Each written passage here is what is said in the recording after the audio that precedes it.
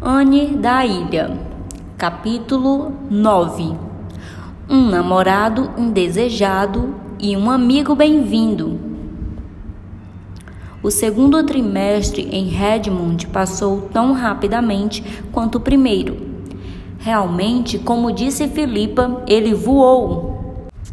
Anne se divertiu muito em todas as suas fases. A estimulante rivalidade entre as classes, a criação e o aprofundamento de novas e úteis amizades, as pequenas acrobacias sociais, os feitos das várias sociedades das quais ela era membro e a ampliação de horizontes e interesses. Ela estudou muito, pois havia decidido ganhar a bolsa Tuber em inglês. Conquistá-la para ela significava sua permanência em Redmond no próximo ano, sem precisar utilizar as pequenas economias de Marilla, algo que Anne estava determinada a não fazer. Gilbert também estava em busca de uma bolsa de estudo, mas encontrou tempo para visitá-la com frequência. Ele era o parceiro de Anne em quase todos os eventos da faculdade, e ela sabia que seus nomes eram frequentemente pronunciados juntos. Anne ficava com raiva disso, mas era inútil, pois não podia deixar de lado um velho amigo como Gilbert, perspicaz, algo tão necessário diante das proximidades perigosas dos jovens de Redmond, pois qualquer um desses gostaria de ocupar seu lugar ao lado da graciosa ruiva, cujos olhos cinzentos brilhavam como estrelas. Anne nunca fora cercada por uma multidão de saborosas vítimas como as que cercavam Philippa, mas havia um calouro desejado e inteligente, um estudante alegre e rechonchudo do segundo ano e um aluno alto e sábio do terceiro ano que gostavam de telefonar para St. John's, na casa 38, e conversar sobre ideologias e ismos, além de outros súditos menos importantes que visitavam Anne na sala da pensão. Gilbert não gostava de nenhum deles e foi extremamente cuidadoso em não lhes dar nenhuma vantagem sobre si, demonstrando prematuramente os seus verdadeiros sentimentos por Anne. Para ela, ele se tornara novamente o amigo e camarada dos dias de Avonlea, e como tal, poderia se defender de qualquer um que entrasse na lista contra ele. Como companheiro, Anne reconheceu honestamente que ninguém poderia ser tão satisfatório quanto Gilbert. Ela estava muito feliz e dizia a si mesmo que ele, evidentemente, abandonara todas as ideias sem sentido, embora ela passasse secretamente um tempo considerável se perguntando o porquê da desistência. Apenas um incidente desagradável estragou o inverno. Foi quando Charles Sloane, sentado na almofada mais querida de Miss Ada, perguntou se Anne prometeria tornar-se a senhora Charles Sloane algum dia. Após a frustrada procuração de Billy Anderson, não foi exatamente um choque para as aspirações românticas de Anne, mas foi certamente outra desilusão de partir o coração. Ela também ficou com raiva, pois nunca havia dado a Charles o menor incentivo para que ele imaginasse que tal possibilidade poderia se concretizar. Mas o que se poderia esperar de um Sloane? Como diria a senhorita Rachel Lynde com desdém. A atitude, o tom, o ar, as palavras de Charles cheiravam bastante as coisas de Sloane. Ele conferia grande honra ao que falava, não há dúvida disso. E quando Anne, totalmente insensível à honra, recusou o mais delicada e atenciosamente possível, pois até um Sloane tinha sentimentos que não deveriam ser indevidamente dilacerados. As coisas de Sloane a atraíram. Charlie certamente não aceitou a sua rejeição, como Anne imaginou que seria com os pretendentes rejeitados. Em vez disso, ele ficou com raiva, mostrou-se desprezível e disse-lhe 2 ou 3 coisas bastante desagradáveis. O temperamento de Anne queimou em ira, e ela retrucou com um pequeno discurso cortante, cuja agudeza perfurou até a proteção das coisas de Sloane de Charles, alcançando-o rapidamente. Então, ele pegou o chapéu e se pôs para fora de casa, com o rosto muito vermelho, e Anne correu para o andar de cima, tombando 2 vezes sobre as almofadas da senhorita Ada no caminho, e se jogou na cama com lágrimas de humilhação e raiva. Ela realmente se curvou para brigar com Sloane? Seria possível que Charlie Sloane pudesse dizer algo que tivesse irritado tanto? Isso foi muito degradante, de fato. É ainda pior do que ser a rival de Ned Bland. Eu gostaria de não precisar ser mais aquela criatura horrível, exclamou ela chorando.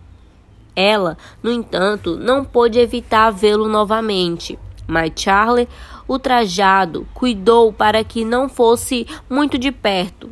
Ao menos as almofadas da senhorita Ada estariam a salvo de sua depredação de agora em diante. Quando ele e Anne se cruzaram na rua ou nos corredores de Redmond, seu cumprimento estava extremamente frio. As relações entre esses 2 antigos colegas de escola continuaram sendo tensas por quase 1 ano. Então, Charlie transferiu suas afeições para uma pequena caloura, redonda, rosada, de nariz arrebitado e olhos azuis, que o apreciava conforme ele merecia. Quando perdoou Anne e condescendeu em ser civilizado com ela novamente, decidiu mostrar-lhe exatamente o que lhe havia perdido. Um dia, Anne correu animadamente para o quarto de Priscila. "Leia isso!" disse ela chorando e jogando a carta sobre a amiga. "É de Stella e diz aqui que ela virá para Redmond no próximo ano. O que você acha da ideia? Eu acho que é esplêndida, desde que possamos realizá-la. Você acha que podemos, Priscila?" "Vou poder responder melhor assim que souber do que se trata", disse Priscila, deixando de lado os estudos de grego para ver a carta de Stella. Stella Maynard era sua colega de classe na Queen's e desde então dedicava-se ao ensino. Carta de Stella. "Não vou desistir, querida Anne, e ir para a faculdade no próximo ano. Se eu fizer o 3º ano na Queen's, poderei entrar no 2º da universidade.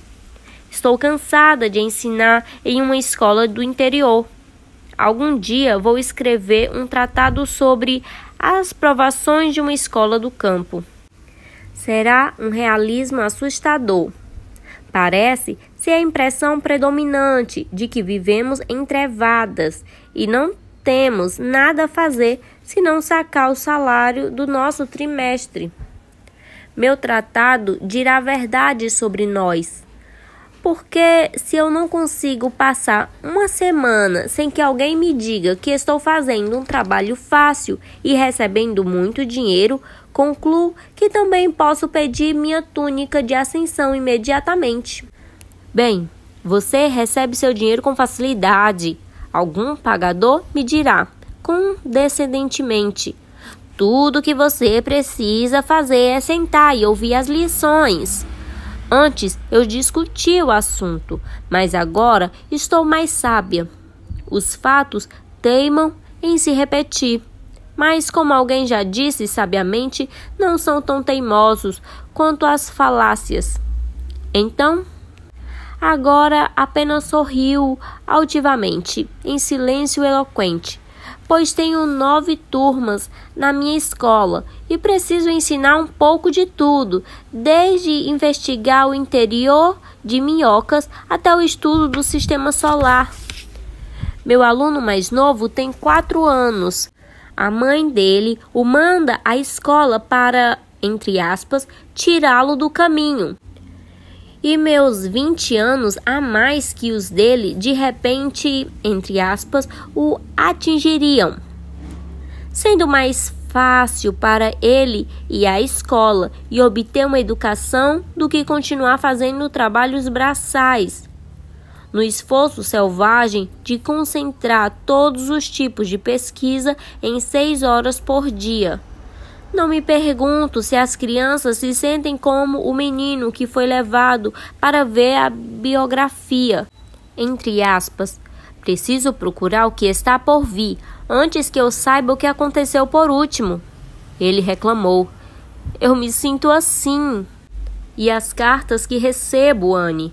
A mãe de Tommy me escreveu dizendo que ele não está aprendendo aritmética tão rápido quanto ela gostaria. Ele está apenas em redução simples ainda, enquanto Johnny Johnson já sabe frações e ele não é tão inteligente quanto Tommy, de modo que ela não consegue entender o motivo disso. E o pai de Suzy quer saber por que ela não consegue escrever uma carta sem errar metade das palavras. E a tia de Dick quer que eu mude de lugar, porque o mau garoto Brown, com quem ele está sentado, está lhe ensinando palavrões. Quanto à parte financeira, é melhor não falar. Os deuses fazem com que as pessoas que desejam punir tornem-se professoras. Bem, depois desse desabafo, sinto-me melhor. No fim das contas, eu gostei desses 2 últimos anos, mas irei para Redmond. E agora, Anne, tenho um pequeno plano. Você sabe o quanto eu detesto viajar. Eu viajei por 4 anos. Estou muito cansada disso.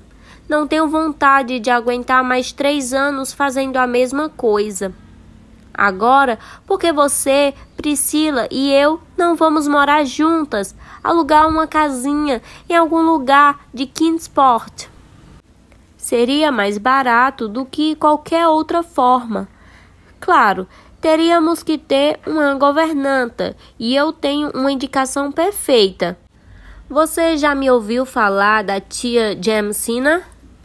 Ela é a tia mais doce que existe, apesar de seu nome. Ela pode nos ajudar nisso. Ela se chama Jamesina, porque seu pai, cujo nome era James, morreu afogado no mar, 1 mês antes de ela nascer. Eu sempre a chamo de tia Ginger. Bem, sua última filha se casou recentemente e foi para o campo missionário estrangeiro. Tia Jamesina mora numa grande casa e fica terrivelmente solitária lá. Ela virá a Kingsport e ficará em casa para nós, se a quisermos. E eu sei que vocês duas a amarão. Quanto mais penso no plano, mais gosto. Poderíamos ter bons tempos de independência. Se você e Priscila concordarem com isso, seria uma boa ideia já começarem a olhar em volta e ver se conseguem encontrar uma casa adequada ainda nessa primavera. Seria melhor do que esperar até o outono. Se você conseguir uma que esteja mobiliada, será ainda melhor.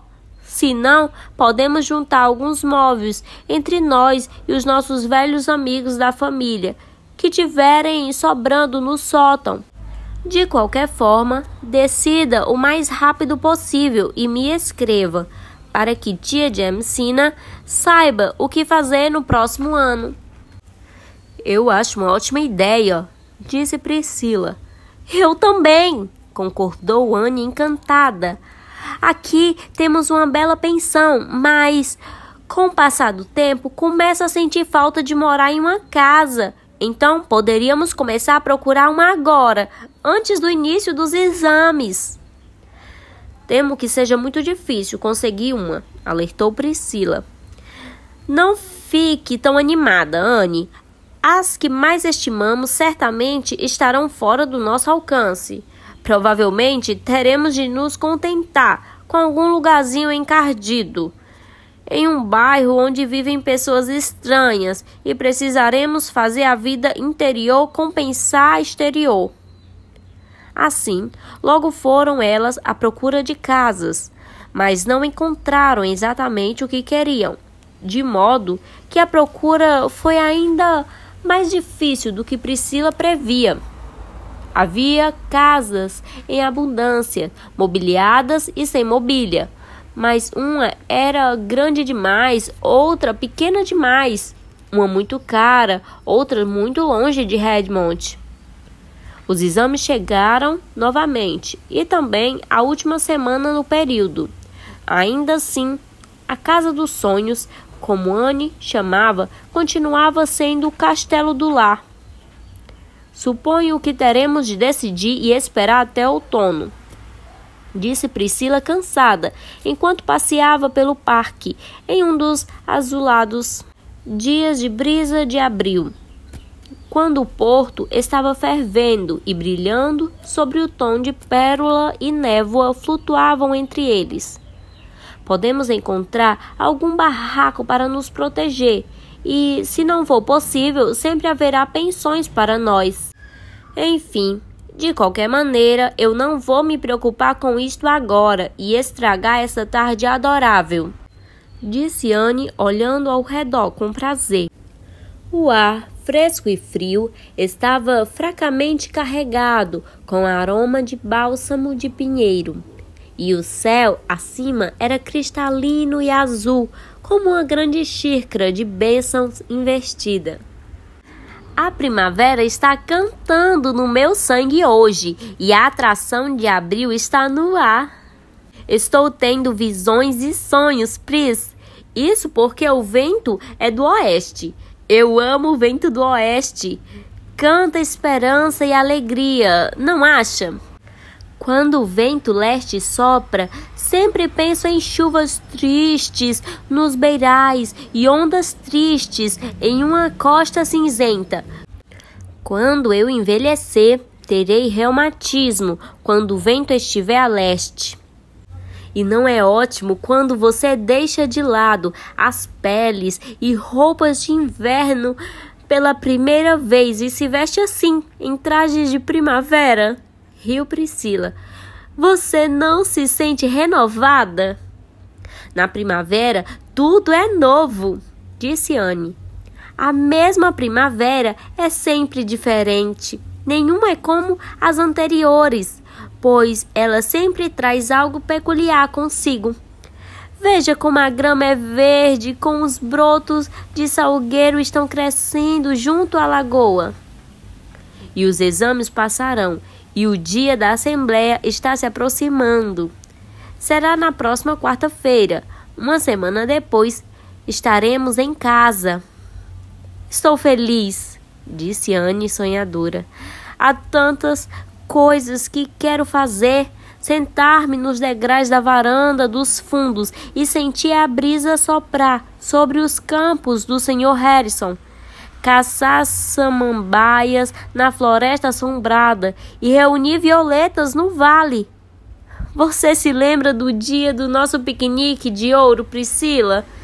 Quero ouvir os sapos cantar e os coachos sussurrar. Mas também aprendi a amar Kingsport e estou feliz por poder voltar no próximo outono. Se eu não tivesse conseguido a bolsa Turber, não poderia retornar. E eu não posso levar nada do pequeno tesouro de Marilla. Se ao menos pudéssemos encontrar uma casa, suspirou Priscila. Veja, Anne, em Kingsport há casas em todos os lugares, casas e mais casas, mas nenhuma para nós. Pare, Pris, o melhor ainda está por vir. Como dizem os antigos romanos, ou encontramos uma casa ou construiremos uma. Em um dia como o de hoje, a palavra falha não pertence ao meu vocabulário. Elas permaneceram no parque até o pôr do sol, vivendo a incrível, milagrosa e gloriosa maravilha da maré da primavera. E voltaram para casa, como sempre, pelo Spofford Avenue, para ter o prazer de olhar para a casa de Patty. Sinto como se algo misterioso estivesse prestes a acontecer pela picada dos meus polegares, disse Anne enquanto subia a ladeira. É como se estivesse lendo uma história. Por quê? Priscila Grande olha para lá e me diga se é verdade ou se estou vendo coisas. Priscila olhou. Os polegares e os olhos de Anne não havia enganado. Sobre o portão arqueado da casa de Patty pendia um sinal modesto que dizia: aluga-se mobiliada. Informe-se dentro da casa. Priscila! Anne sussurrou. Você acha que seria possível alugar a casa de Patty? Acho que não, respondeu Priscila. Seria bom demais para ser verdade. Contos de fada não ocorrem nos dias de hoje. Não quero ter muitas esperanças, Anne. O desapontamento seria terrível. Certamente há quem pague por ela mais do que nós temos condições de pagar. Não se esqueça de que você está na Spofford Avenue. De qualquer forma, precisamos descobrir, disse Anne resoluta. É tarde demais. Vamos voltar amanhã. Ah, Pris, seria um sonho se pudéssemos morar nesse lugar. Desde que a vi pela primeira vez, tive a sensação de que meu destino está acorrentado à casa de Patty.